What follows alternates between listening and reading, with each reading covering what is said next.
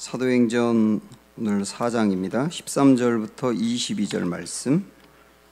그들이 베드로와 요한이 담대하게 말함을 보고 그들을 본래 학문 없는 범인으로 알았다가 이상히 여기며 또 전에 예수와 함께 있던 줄도 알고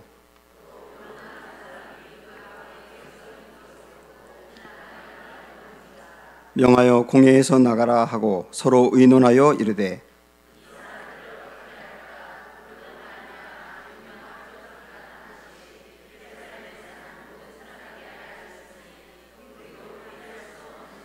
이것이 민간에 더 퍼지지 못하게 그들을 위협하여 이 후에는 이 이름으로 아무에게도 말하지 말게 하자 하고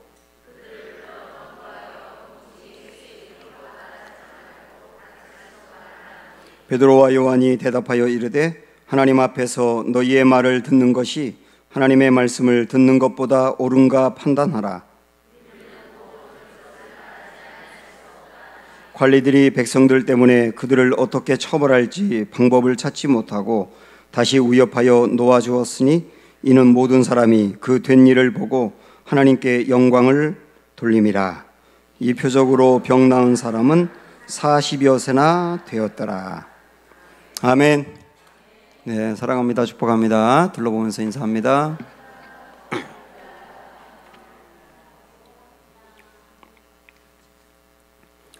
네, 어떤 부부는 오랜 기간 동안 함께 살았는데, 그리고 살을 맞대고 집에서 사는데, 그런데 함께 살곤 있는데 함께 살지 않는 것 같아요. 분명히 겉으로 보기는 함께 사는데 마음으로는 함께 살지 않는다고요. 그런 일들이 복음서의 제자들에게도 있었거든요. 복음서의 제자들은 분명히 예수님과 함께 있었어요. 3년 동안 동고동락, 같이 먹고 같이 잠을 자고, 예수님이 가는 곳에 제자들도 함께 가고, 예수님이 기적을 일으키는 곳에 제자들도 있었고, 언제나 함께 했어요. 늘 함께 했어요. 그런데 복음서의 제자들은 예수님이 바라보는 것을 제자들은 그곳을 바라보지 않고 딴 데를 바라봤거든요. 그러니까 예수님이 목표로 두는 것을 제자들은 목표로 두지 않았고, 예수님이 궁극적으로 가는 길이 십자가의 길인데 제자들이 원하는 길은 임금이 되는 영광의 자리였고, 그러니까 방향이 완전히 달랐어요. 그러니까 분명히 함께 했으나 실질적으로는 함께하지 않은 겁니다. 이것을 영어로는 absence in presence 그러거든요. absence라고 하는 게 부재. presence는 현존 이런 의미인데, 현재 함께 하는데 실제는 부재 상태였다, 그런 의미거든요. 그래서 부부가 함께 사는데 실제는 함께 사는 게 아니다 보면 점점 멀어지게 되고요, 나중에는 잘못하면 갈라지게 됩니다. 제자들도 예수님과 3년 동안 함께 했는데 실제는 함께 하지 않다 보니까 나중에 예수님이 십자가의 길을 걸으려고 할 때 제자들은 도망을 가지 않습니다. 우리도 분명히 예수님을 믿거든요. 그래서 때마다 교회 나와서 예배를 드리고, 그리고 기도도 하고, 분명히 내 안에 주님이 계신다고 생각을 하고, 그래서 주님이 나와 함께함을 알아요. 그런데 결정적인 순간에 보면 함께하지 않아요. 어떤 고난을 당할 때라든지 유혹을 당할 때라든지 내 안에 끌어오르는 어떤 그 분노가 있다든지 그럴 때 보면 정말 주님을 의지하는 게 아닌 것 같고, 정말 주님을 믿지 않는 것 같은 모습이 보일 때도 있고, 이 순간에는 정말 주님을 바라봐야 되는데 딴 데를 바라보고 있고, 그런 경우가 너무 많지 않습니까? 그래서 우리도 주님과 함께 하지만 함께 하지 않을 때가 많단 말이에요. 이번엔 반대로 함께 하지 않는데 실제는 함께 해요. 그게 사도행전의 제자들입니다. 사도행전의 제자들은 우리 예수님이 십자가에 돌아가시고 부활 승천하셔서 제자들을 떠났거든요. 그래서 몸은 예수님이 함께 하지 않아요. 그 분명히 복음서에서의 제자들은 예수님과 3년 동안 떨어지지 않고 함께 했는데 실제로 함께 하지 않았거든요. 근데 사도행전에 가면 함께 했던 그 주님이 떠났어요. 그래서 함께 하지 않아요. 그런데 그들은 주님이 함께 하는 것으로 살아요. 성령이 그 안에 있거든. 그래서 복음서의 제자들과는 비교할 수 없는 담대함, 확신, 그리고 변화된 삶, 영향력을 미치는 모습, 이런 게 너무 다르단 말입니다. 그래서 이것을 우리 뭐라고 말할 수 있냐면 아까 반대로 프리젠스 인 업센스라고 그래요. 부재의 상태인데 실제는 현존하는 것 같다. 이게 진짜 신앙이거든요. 오늘 우리는 이 4장 읽었던 이 말씀에서 바로 그 상태에 함께하지 않는 것 같은데 실제로 함께하는 것, 그런 모습을 보게 됩니다. 자, 한번 우리 확인해 보겠는데요. 우선 오늘 이 사도행전 4장의 배경은 베드로와 요한이 태어나면서부터 한 번도 걸어본 적이 없는 장애인을 고쳐서 걷게 했습니다. 그러니까 사람들이 막 몰려들었고요. 그들에게 설교를 했고, 그리고 예수님의 부활을 얘기하고, 그러니까 유대인들 중에 지도자들이 부활을 얘기하지 말라고 잡아서 제자들에게 꾸중을 하고, 그러는 과정에서 있었던 이야기예요. 자, 그때 제자들이 복음서에서 보이던 모습하고 사도행전의 모습이 얼마나 달라졌는지를 한번 보세요. 똑같은 사람인데 이렇게 달라졌어요. 우선 13절 시작. 그들이 베드로와 요한이 담대하게 말함을 보고 그들을 본래 학문 없는 범인으로 알았다가 이상히 여기며 또 전에 예수와 함께 있던 줄도 알고, 분명히 전에 예수와 함께 있었다 그랬죠. 전에 예수와 함께 있었어요. 그때는 함께 하는데 함께 하지 않는 것 같았다니까요. 그런데 이 제자들이 어떻게 달라졌다고요? 먼저 맨 앞에 보면 담대하게 말하더라.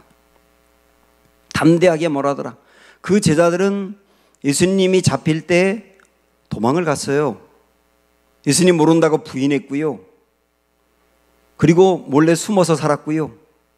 그랬던 제자들이 분명히 불과 얼마 되지 않습니다. 시간적으로 보면. 그런데 그 제자들이 담대해졌다고요.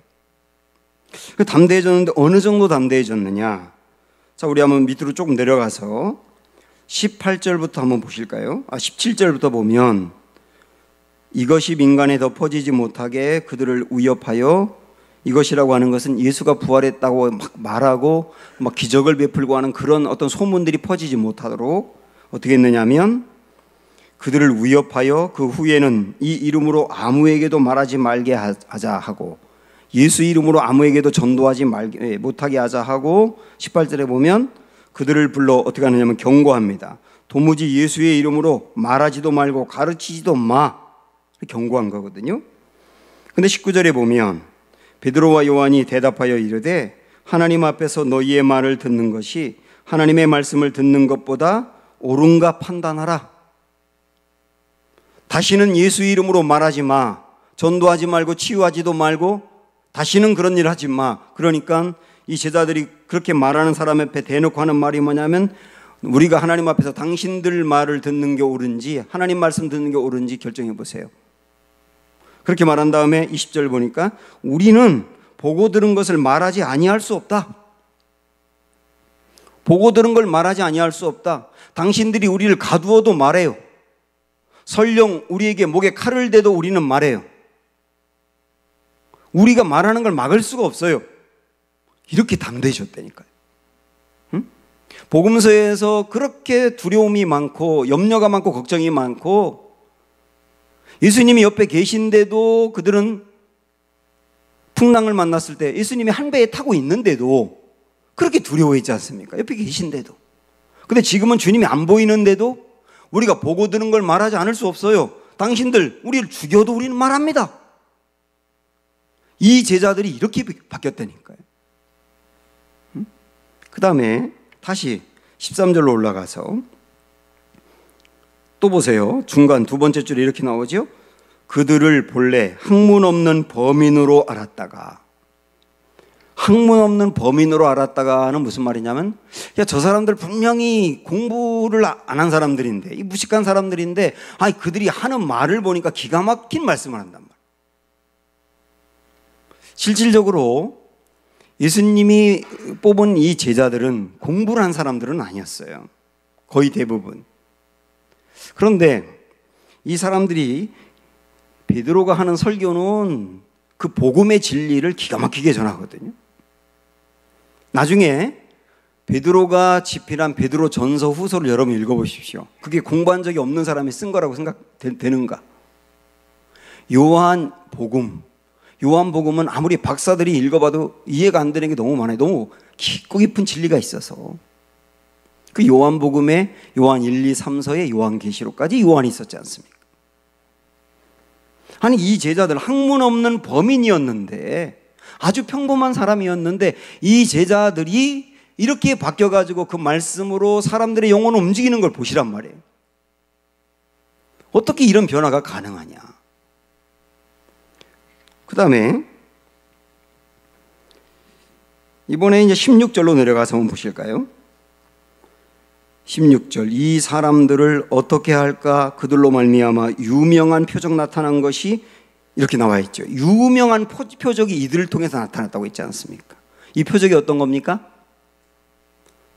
태어나서 한 번도 걸어본 적이 없는 사람이 걸은 거예요. 40년도 더 넘게 앉아만 있던 사람이 일어나 걸었단 말이에요. 그러니까 이 소문이 예루살렘에 쫙 퍼져가지고 유명한 표적이라고 표현하고 있지 않습니까? 그런데 예수님이 제자들과 함께 있을 때 이 제자들은 어땠나요?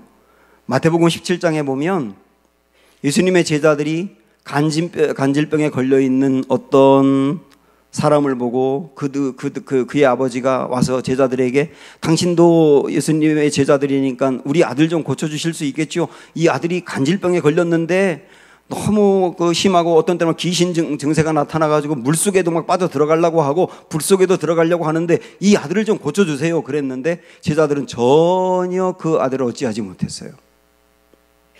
그랬던 제자들이거든요.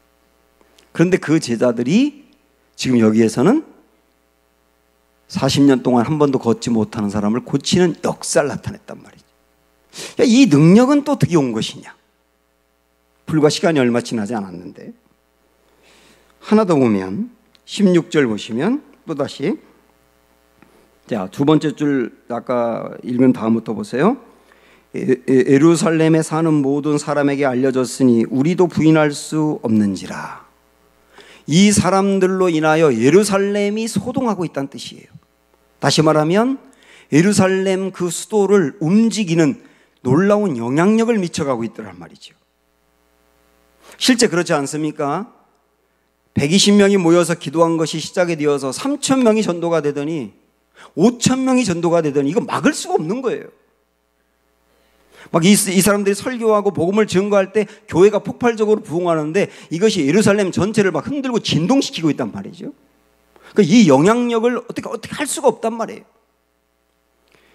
그렇게 영향력이 없던 사람들인데 이 엄청난 영적인 영향력은 또 어디서 오는 것이냐? 참 놀랍지 않습니까? 분명히 예수님과 실제 함께 할 때는 능력도 없고 담대함도 없고 걱정도 많고 두려움도 많고 예수님과 한 방향을 바라보지도 못하고 무력했던 제자들이었는데, 지금 예수님이 함께하지 않는데도 불구하고 그들에게서 나타나는 능력이라든지 담대함이라든지 영향력이라든지 복음을 위하여 그들의 목숨을 거는 것이라든지 어떻게 이렇게 바뀐 것이냐? 오늘 우리는 이 말씀을 보면서 우리도 복음서의 제자들 같은 모습이 많지 않습니까? 분명히 교회를 다니는데 능력이 없고요, 확신도 흐려질 때가 많고요, 내 안에 걱정과 염려는 여전히 많이 있고요. 그런데 이랬던 제자들이 이렇게 변한 것을 보면 우리에게도 그런 변화가 있을 수 있다는 것을 도전하고 있는 거 아닙니까? 이 말씀이. 여기서 우리가 질문해야 될 것이 뭐냐면, 상당히 중요한 질문은 어떻게 제자들은 이렇게 바뀌었나요? 입니다. 어떻게 이렇게 바뀌었나요?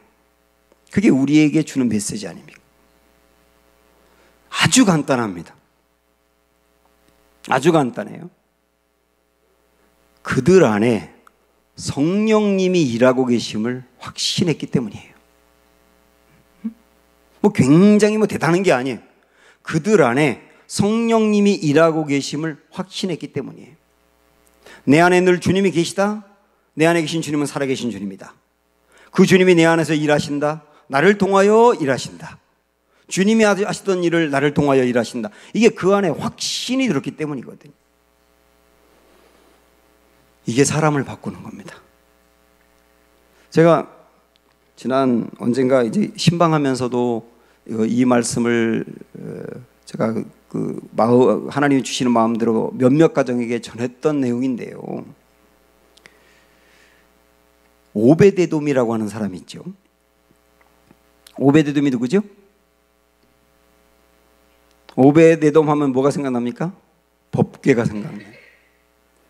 다윗이 그 법궤를 다윗성으로 이렇게 옮기다가 우사라고 하는 사람이 그 수레를 만졌다가 죽은 일이 있었지 않습니까? 그리고 법궤를 아무도 모시기 싫어하는 거예요. 왜냐하면 그거 만졌다가 사람이 죽었으니까. 그때 그 법궤를 모신 사람이 오베데돔이었어요. 그의 집으로 모셨거든요. 그런데 성경에 보면 오베데돔이 3달 동안 법궤를 모셨는데 어마어마한 복을 받았다 그랬어요. 근데 그 복이 구체적으로 뭐라고 나와 있냐면 소유의 복을 받았다 그랬어요. 3달 동안 법궤를 모시고 있는 동안 그 집이 레위 지파 사람인데 특별히 농사 짓고 그러는 사람 아니거든요. 근데 어떻게 복을 받았는지 알 수 없지만 굉장한 복을 받았다고 말씀합니다. 그런데 그 다음에 깜짝 놀랄 일이 뭐냐면 오베데돔의 집이 법궤를 모시면서 복을 받았다고 하는 이야기를 듣고 다윗이 얼른 법궤를 다시 다윗성으로 모셔옵니다. 그래서 오베데돔의 3달 동안 있던 법궤가 이번에는 다윗궁으로 옮겨졌어요. 그 다음에 오베데돔은 무슨 일을 했느냐면, 자, 한번 들어보세요. 역대상 15장 24절 그냥 들으세요. 여기 뭐라고 되어 있냐면 오베데돔과 아히야는 궤 앞에서 문을 지키는 자이더라. 이렇게 나옵니다. 참 은혜가 됐어요, 제게. 오베데돔은 물론 레위 지파이기 때문에 이렇게 문 지키는 사람으로 편성됐을 수도 있어요. 그런데 그가 소유의 굉장한 복을 받았다고 했거든요. 소유의 많은 복을 받았으면 사람이 그렇지 않습니까? 내가 갑자기 많은 소유가 생기면 어려운 일을 하기 싫어하고 그 돈을 쓰고 싶어하고 그러면서 삶의 중요한 부분들이 이제 소홀해지면서 돈에 집착하는 경우가 많지 않습니까?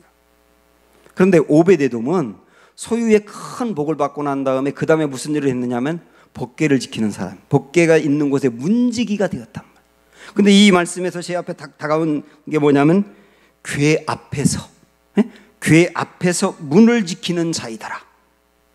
궤가 있는 바로 그 앞에 문을 지키는 자이더라. 그 말 아닙니까? 그러니까 오베데돔은 3달 동안 법궤를 집안에 모셨는데, 법궤를 모셨다는 말은 하나님을 모셨다는 뜻이에요. 하나님을 모시면서 하나님과 함께하는 기쁨을 알았던 거예요. 응? 하나님이 자기 집에 있을 때 하나님과 가까이에서 함께하고 동행하는 그 기쁨이 얼마나 큰지를 알았단 말이에요. 그 기쁨을 알고 나니까 자기가 소유가 많아졌지만 그러나 내가 법궤 앞에서 문지기가 되면 좋겠다. 응? 문지기가 되어도 법궤 앞에 있으면 좋겠다. 내 집에서 떠나서 왕궁에 있으니까 그 왕궁으로 가가지고 궤 앞에서 이 궤를 지키는, 다시 말하면 가까이 하나님을 모시는, 하나님과 함께하는 사람이 되면 좋겠다. 이 길을 선택했단 말이죠. 그 말은 뭐냐면 내가 소유가 많아지는 것도 좋아요. 그 싫어할 사람이 누가 있겠어요. 그러나 소유가 많아지는 것보다 훨씬 더 중요한 게 주님과 가까이 있는 거라는 걸 깨달았단 말이에요. 경험했고요. 그러니까 소유 때문에 주님을 멀리하고 싶지 않아요. 이 신비로운 은혜가 있었던 거예요. 저는 이 말씀을 묵상을 하면서 시편 84편 10절의 말씀이 생각이 났거든요. 주의 궁정에서 한 날이 다른 곳에서 천날보다 나은즉. 이 말은 뭡니까? 주님과 함께하지 않는 상태로 아무리 좋은 곳에서 첫날을 지낸들 무슨 소용이 있겠느냐. 주님과 함께하면서 어려워도 그 자리가 좋은 것이지. 이런 고백입니다. 또 악인의 장막에 사는 것보다 내 하나님 성전에 문지기로 있는 것이 좋사오니. 하나님이 안 계신 곳에서 호화롭게 사는 것보다 내가 어렵게 살더라도 문지기로 있는 게, 하나님과 함께하면 문지기로 있는 게 좋사오니. 꼭 오베드돔 얘기예요. 오베드돔이 어떻게 이런 결정을 할 수 있었을까요? 하나님이 내 안에 계시고 하나님과 함께하며 하나님과 함께하는 그 기쁨이 얼마나 큰지를 알았기 때문에 저는 우리 안에 그 기쁨이 있기를 축복합니다. 무엇보다 중요하게 기도해야 될 것이고요, 소망해야 될 것이에요. 그런데 자, 하나님과 함께하며 하나님이 내 안에 계시며 내 안에서 일하신다, 그런 것을 경험했고 확신했기 때문에 제자들이 이렇게 바뀌었다. 그 오베데돔의 기쁨도 그런 거였다고 말씀드렸잖아요. 근데 여기 굉장히 중요한 게 있어요. 제자들이 이런 경험을 하기까지, 주님이 내 안에 계시고 내 안에서 역사하시고 능력을 나타내신다는 것을 경험할 때까지 어떤 일들이 있었는지 잘 보세요. 예수님이 승천하시면서 제자들에게 하신 말씀이 뭐냐면, 너희 예루살렘을 떠나지 말고 한 곳에 모여서 기도해. 그렇게 말씀하시고 떠나지 않습니까? 그럼 성령 받을 거야. 그 주님의 말씀 붙들고 이 제자들은 10일 동안 마가다락방에서 그 자리를 떠나지 아니하며 그 자리에서 계속 부르짖으며 주님께 기도했어요. 그때 성령의 임재를 체험한 겁니다. 그러니까 그들이 기도 자리에서 시간을 들였고요, 전적으로 주님만 바라보고 기도하는 그 헌신이 있었고요, 그리고 난 다음에 성령이 임재하는 경험을 했단 말입니다. 그 다음에는 그 경험, 성령 체험의 경험을 하고 난 다음에 그 다음에 베드로가 많은 사람들이 몰려있는 곳에서 설교를 합니다. 베드로 설교를 처음 하는 거예요.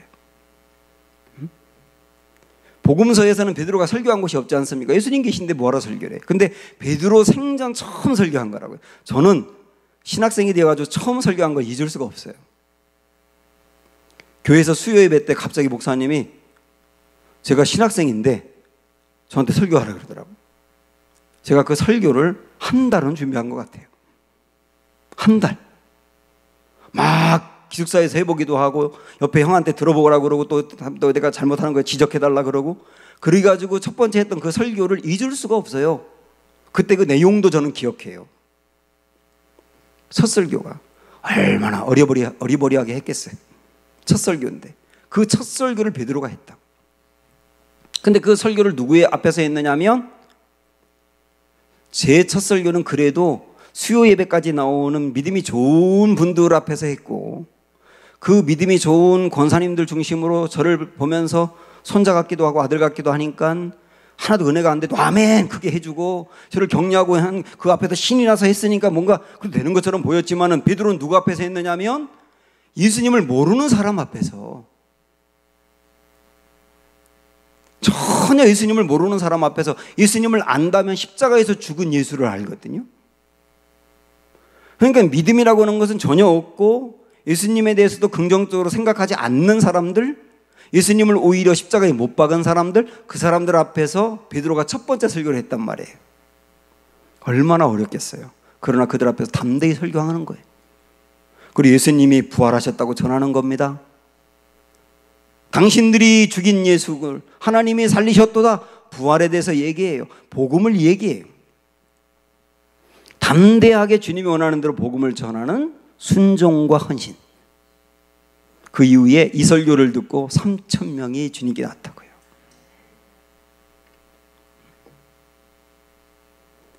그 다음에 성전에 들어가려고 하니까 안진뱅이가 있는 거예요. 한 번도 걸어본 적이 없는 사람. 누가 고칩니까, 그 사람을? 그런데 그 사람을 보고 담대하게 예수 이름으로 일어나 걸으라고 담대하게 선포하지 않습니까? 응? 안 일어나면 어떡할 거예요?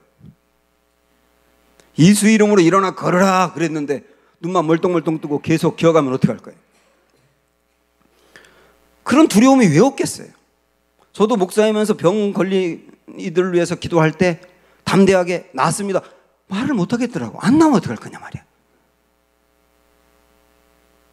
근데 거기서 사람들이 잔뜩 있고 걸어본 적이 한 번도 없는 사람에게 일어나 걸으라고 말하는 이 믿음의 선포는 보통 일이 아니거든요. 그러나 주님이 주시는 마음 갖고 선포하는 거예요. 그때 일어나 걸으는 거예요. 자, 보세요. 주님이 한 곳에 모여서 계속 기도해. 성령 받을 거야. 그 말씀 순종하여 기도했을 때 역사를 경험했고, 그 다음에 한 번도 설교한 적이 없지만은 주님이 주시는 마음 갖고 복음을 증거할 때 그 설교를 듣고 사람들이 변화됐고, 한 번도 걸어본 적이 없는 사람을 향하여 믿음으로 선포할 때 그가 걷는 것을 경험을 한 거예요. 이 경험들을 하고 나니까 내 안에 성령님이 살아계시다, 내 성령님이 여기서 일하신다, 확신이 안 들 수가 없는 거죠. 그래서 한번 여러분 이 말씀을 따라해 보세요. 지식이 경험이 되면 확신으로 바뀐다. 지식이 경험이 되면 확신이 되는 거예요. 이 제자들은 성령님이 고치신다, 성령님의 사람을 변화시킨다, 이런 거 알고 있었어요. 그 지식이거든요.